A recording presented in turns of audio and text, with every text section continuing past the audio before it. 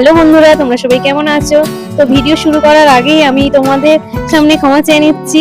আমি ভয়েস দিয়ে ভিডিও করার সময় আমার সুযোগ কোনোটাই আমার হয়ে ওঠেনি, তার জন্য তোমাদের সামনে ভয়েস দিয়ে ভিডিও করতে পারিনি। তো অনেকদিন পর আমি একটা মিনি ব্লগ নিয়ে চলে এসেছি। তো বলো তো বন্ধুরা, এটা কোথায়?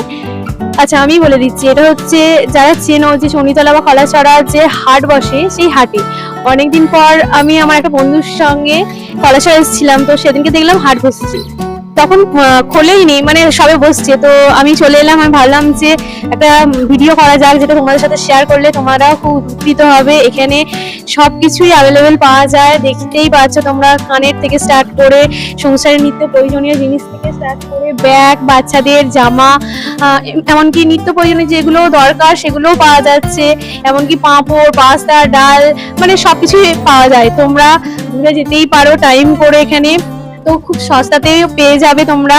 যারা ভাবছো যে অনেক দূরে যেতে হবে, মানে কেনাকাটি করতে, বা অনেক দূর, সেরকম কোনো ব্যাপার না, দূর না। তোমরা যারা জানো না তাদেরকে জানিয়ে দিচ্ছি, এটা চণ্ডীতলা যে 26 রোডটা আছে, সোজা কলাছড়ার দিকে যেতে পাশে হেলদাম মাঠে এই হাটটা বসে প্রত্যেক বৃহস্পতিবার। তোমরা চাইলেই আসতে পারো। বৃহস্পতিবার একটা কাজ পড়ে যায়, আমি আমার বন্ধুর সাথে এসেছিলাম। তো অ্যাকচুয়ালি আমরা ফুচকা খেতে এসেছিলাম, তো দেখি পাশেই হাট বসেছে।